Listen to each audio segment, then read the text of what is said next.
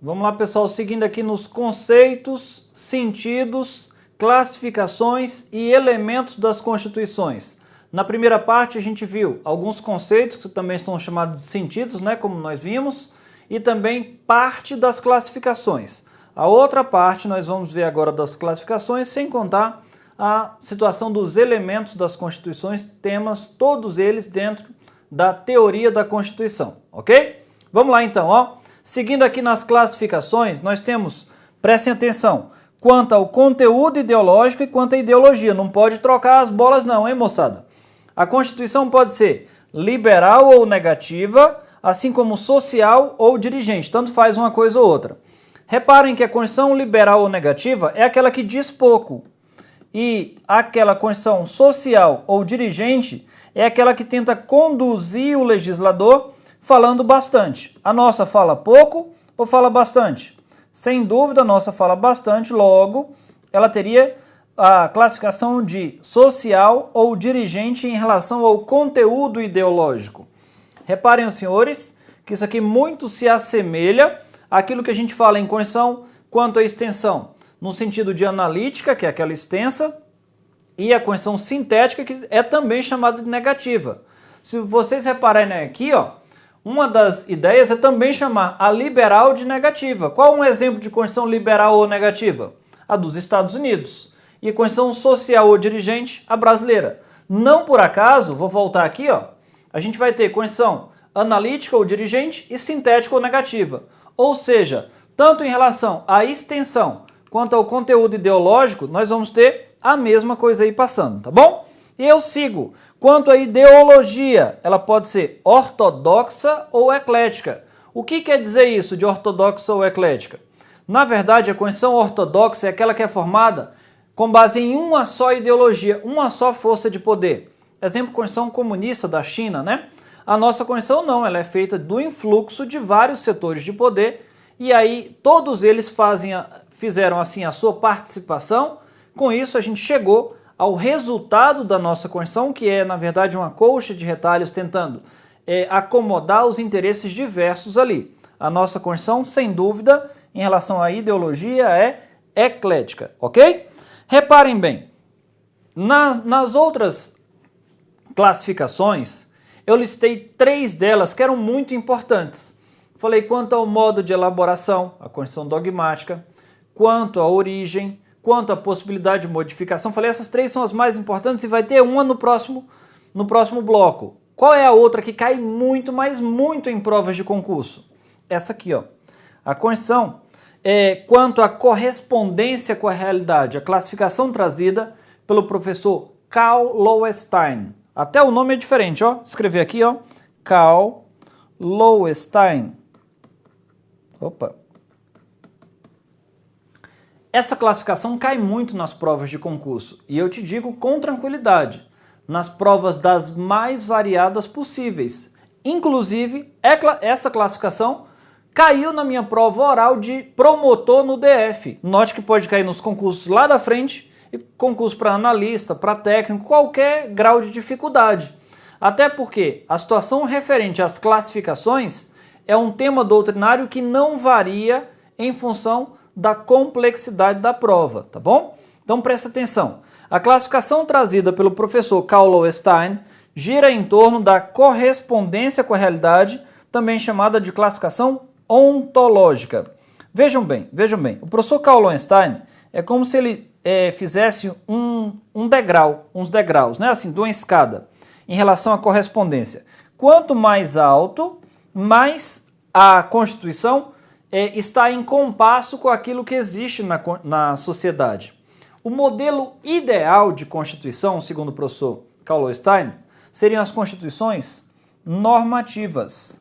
Nas Constituições normativas, tudo que está escrito na Constituição está traduzido também na sociedade de modo geral. Há uma coincidência entre o texto da Constituição e a vida dos cidadãos. Esse é o modelo ideal de Constituição, porque tudo que existe na teoria existe na prática. Lembrem-se lá do professor Hans Kelsen, quando a gente falou dos conceitos, que ele falava assim, existe o mundo do ser e do dever ser. Na verdade, aqui no modelo ideal de Constituição, Aquilo que existe na Constituição é implementado na vida social. E aí, um degrau abaixo das constituições normativas, existem as constituições nominais, que também recebem o nome de nominalistas. Preste atenção. As constituições nominais ou nominalistas são aquelas em que ela tem uma boa essência, ela quer traduzir uma coisa boa para os seus cidadãos, mas não há uma correspondência entre a vida real e o que está na Constituição. Quer ver um exemplo de Constituição nominal ou nominalista? Fica até fácil de você encaixar a Constituição Federal de 88. Lá na Constituição fala bem assim: o salário mínimo é nacionalmente unificado, capaz de atender às necessidades de saúde, educação, lazer, moradia, transporte, aposentadoria. Fala um montão de coisa boa que o salário mínimo consegue, não é isso? Pergunto para você, o salário mínimo no valor que a gente tem hoje consegue realmente atender às necessidades dos cidadãos?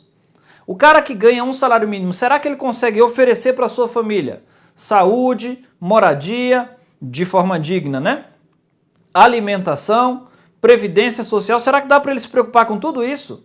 Obviamente que não. A Constituição de 88 tem boa intenção?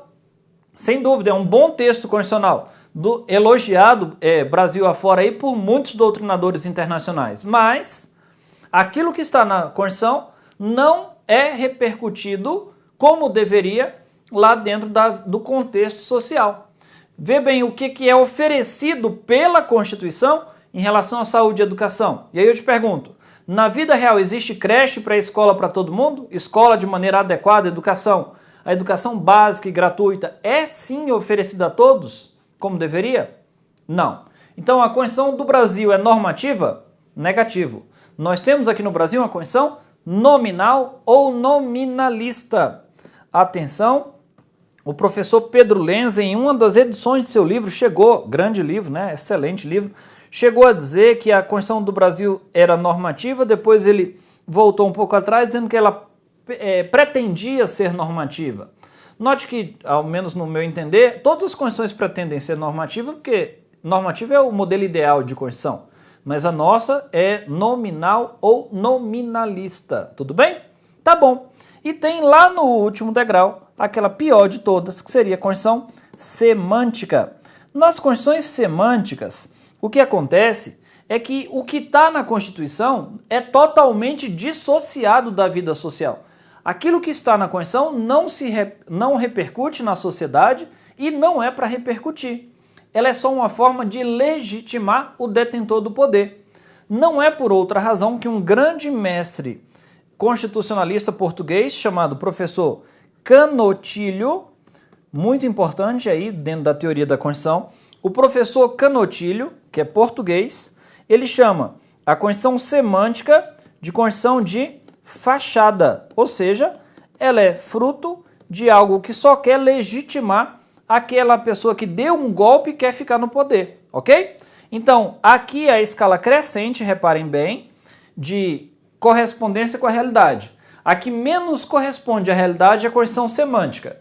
Depois, a intermediária seria a nominal ou nominalista, é o caso da Constituição brasileira, e tem também a Constituição normativa, que seria o modelo ideal de Constituição. Vamos matar aqui as outras classificações. Quanto à finalidade, isso aqui também de vez em quando tem aparecido, tá? A Constituição pode ser balanço, garantia ou dirigente. Reparem bem, sabe quando o mercado está fechado para balanço? A Constituição, lá na União Soviética, extinta União Soviética, tinha as constituições balanço, parecendo balanço de mercado mesmo. Bem assim, ó. Lá falava bem assim, Constituição, vou chutar um número, de 1910. Lá na Constituição de 1910 já previa nela mesmo que em 1920 ia fechar para balanço, fazer um apanhado do que aconteceu nos últimos anos e projetar o que vai acontecer na próxima década. Constituição de 1920, chegava a 1920, parava para balanço, projetava para mais 10 anos e falava, daqui a 10 anos vamos parar de novo, ok? Onde é que foram essas constituições? Quanto à classificação finalidade balanço, não esqueça, Constituição da extinta União Soviética. Beleza, beleza. E quanto à finalidade, As constituições garantia e dirigente vão novamente se aproximar a isso aqui, ó. A garantia seria a liberal ou negativa, ou seja, vai falar pouco. Já a Constituição dirigente, até há uma coincidência aqui nos nomes, ó, dirigente. Já a Constituição dirigente seria mais próxima à social ou dirigente, que também é próxima, como a gente viu, à analítica ou sintética. Então essa aqui seria sintética, essa aqui seria analítica. Essa aqui seria o estranho no ninho. Até porque prevê algo muito curioso, que é a possibilidade de fechar para balanço de tempos em tempos, vendo as conquistas e onde não andou tão bem o regime da União Soviética, ok? Tá bom. Já em relação aos sistemas, a Constituição pode ser principiológica, ou seja, tem muito princípio, ou preceitual, que é baseada essencialmente em regras. A nossa Constituição, sem dúvida, é de natureza principiológica, dada a força trazida aos princípios em razão da chamada influência do neoconstitucionalismo, né? É tema que vai dominar um pouco das nossas aulas aí também. No neoconstitucionalismo, eu trago a dignidade da pessoa humana para o centro do sistema e confiro maior valor aos princípios. Exatamente um assunto sendo sempre ligado ao outro. Um assunto nunca é solto no meio do caminho. Então a nossa Constituição tem base principiológica, ok? Tá bom. E quanto à unidade documental? Mole igual sopa de minhoca. Ou ela é orgânica, que é sinônimo de unitextual, ou é inorgânica, que é sinônimo de pluritextual. A nossa toda está no mesmo documento, logo a nossa é orgânica ou unitextual. Ela está em um código, que é a nossa Constituição. A legal estaria esparsa, espalhada, ok? A nossa é codificada ou orgânica. Pergunta comum em prova. O que é uma heteroconstituição? Tem cada nomenclatura, né? Você fala assim, heteroconstituição é feita para um país que não tem homossexual, é isso? É óbvio que não, né? Hétero é diferente, como todos nós sabemos. O que é uma heteroconstituição? Pergunta comum em provas, inclusive discursivas. Uma heteroconstituição é aquela em que é feita em um país para vigorar em outro país. É esquisito isso, né? Como é que eu faço uma Constituição no Brasil para valer na Argentina? É possível isso? Pode isso, Arnaldo? A heteroconstituição é isso mesmo, uma Constituição feita em um país para valer em outro. E eles citam como exemplo a Constituição do Chipre. Cuidado que não é Chile, não. A Constituição do Chipre, que foi feita nesses termos aí. Então a gente vai estar diante de uma heteroconstituição. Constituição feita para valer em um país diferente, ok? Tá bom. Então, em relação às classificações, nós matamos aqui. No primeiro bloco nós vimos algumas e agora nós matamos as outras que também são muito importantes para a prova. Vamos visitar rapidamente os elementos das constituições. Tema trazido, cadê? Pelo grande professor, ninguém menos do que ele, que é o nosso papa no direito constitucional, o professor José Afonso da Silva.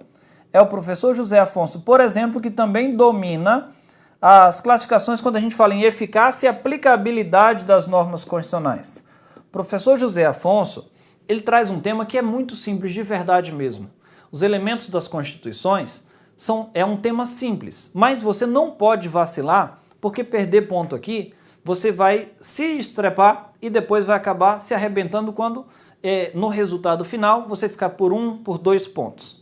Reparem, os elementos que ele traz são de 5 diferentes origens. Os que mais caem em prova, sem dúvida, são esses dois aqui, ó. Depois, os orgânicos. Esses dois últimos caem pouco, mas a gente tem que conversar sobre eles, bem rapidinho. Vamos aqui, ó. Os elementos limitativos, eles chamam de limitativos porque eles limitam o poder estatal. Reparem que a gente tem lá no artigo 5º uma série de salvaguardas asseguradas ao cidadão. Contra quem? Em regra, essas salvaguardas vão ser usadas contra o Estado. Dizendo de outra forma, vão limitar o poder estatal. Quer ver outro exemplo? Lá dentro do direito tributário, no sistema tributário nacional previsto na Constituição, lá tem as chamadas limitações ao poder de tributar. Você acha que se o governante pudesse, ele ia te tributar mais ou menos? Obviamente ele ia tributar mais e mais e mais, acabando com a gente, né? A gente já tem uma carga tributária que é horrorosa, absurda, chegando a quase 40% do que nós produzimos, né? Então é um limite que de tão alto e de tão pouco que nos é oferecido é espelho para o mundo de uma injustiça. Porque a gente tem alguns países, e isso o governante normalmente fala, tem alguns países em que a carga tributária também é muito elevada. Vai ter país da Europa com carga tributária na casa dos 40% também. Problema é que lá na Europa, quando eles tiram 40% de tributo, eles devolvem isso na forma de prestação de serviços de ótima qualidade. Dizendo de outra forma, lá você não precisa pagar os tributos e depois contratar um colégio privado para colocar seu filho. Você não precisa contratar um plano de saúde, porque a educação, a saúde oferecidas pelo Estado são de integral qualidade. Você não precisa procurar o particular. Aqui não. A gente paga muito tributo, depois tem que pagar a escola privada, pagar o plano de saúde e vai só vivendo para pagar esse tipo de coisa, né? O que sobra para a gente no final do mês normalmente é muito pouco. Olha só. Então, os elementos limitativos limitam o poder estatal. Exemplo, direitos e garantias fundamentais. Exemplo, limitações ao poder de tributar. Ok? Olha para cá como é simples, ó. Elementos socio-ideológicos. Se você pegar o comecinho, você já mata a questão. Os elementos socio-ideológicos estão ligados aos direitos sociais. Aqui não tem nem como errar. Socio-ideológicos, sociais e também a ordem social. Ok? E aqui segue sendo fácil mesmo. Reparem comigo, ó. Elementos orgânicos. Vou grifar aqui para ficar bem fácil, ó. Ó, sociais. E aqui, ó, orgânicos. Ó, orgânicos. Vamos fazer assim? E aqui eu vou ter, ó, organização. Ó. Organização do Estado, organização dos poderes. Esses são elementos que estão na Constituição. Vou apagar aqui que ficou, ó, assim. Fazer aqui deu certo. Aqui é que ficou horroroso também. Então vou fazer assim, ó. Orgânicos. Eu realmente desenhar não é comigo. Orgânicos tratam da organização do Estado e organização dos poderes. Até aqui, mole feito sopa de minhoca, ok? Limitativos limitam o poder estatal. Socioideológicos, direitos sociais, prestações positivas. Elementos orgânicos tratam da organização do Estado, organização dos poderes. Então, reparem. Os elementos formais de aplicabilidade são aquelas perfumarias que a gente vê, né, dentro da estrutura da Constituição. Tem um que aparece lá no começo, que é o preâmbulo, e tem um que aparece lá no final, que é o ADCT. Presta atenção com o artigo 5º, parágrafo 1º, que é uma norma de aplicação para todos os direitos fundamentais, embora esteja só no artigo 5º. Lá fala bem assim: os direitos e garantias fundamentais têm aplicação imediata. É isso aqui, ó. E aí fica fácil, ó, da aplicabilidade, elementos formais de aplicabilidade, os direitos e garantias fundamentais têm aplicação imediata. Por fim, nós temos que visitar também os elementos de estabilização constitucional. Eles vão surgir quando há uma instabilidade no sistema. É muito fácil de lembrar disso aqui em algumas das ferramentas. Tem uma em específico, que nós vamos ver aqui no quadro, que não é tão simples do aluno se recordar, não. Repara, para eu estabilizar o sistema, está tendo uma grave crise. Eu posso me valer do estado de defesa, eu posso me valer do estado de sítio, que é o de maior força, né? A forma de maior intervenção que o Estado pode ter. Lembrando que o estado de sítio pode ser inclusive por conta de guerra. E aí, nessa hipótese, a gente sabe que é exatamente no direito de guerra que pode ter a pena de morte, ou seja, pode ter uma restrição das mais variadas formas dentro do artigo 5º. Mas eu estou buscando estabilizar por uma grave crise dentro do nosso país. Estado de defesa, estado de sítio, intervenção federal. E olha que estranho aqui, ó, ação direta de inconstitucionalidade. Por que o professor José Afonso da Silva coloca ação direta de inconstitucionalidade como forma de estabilizar o sistema constitucional? A razão é simples. Quando eu tenho uma norma inconstitucional, ela está atrapalhando a paz do sistema, ela está desestabilizando o sistema. E para recuperar o sistema, o que eu faço? Uso a ação direta de inconstitucionalidade e com isso eu tiro aquela norma de dentro do ordenamento. É como se tivesse um câncer, né, ali. Eu tiro aquele câncer de dentro do ordenamento e jogo fora para reestabilizar o sistema. Viram como é simples? Beleza? Então aqui a gente matou agora os conceitos, as classificações e os elementos. Mas eu peço que você continue comigo, porque o direito constitucional é muito amplo e certamente a gente vai garantir a tua aprovação na prova dos seus sonhos. Um abraço e até a próxima.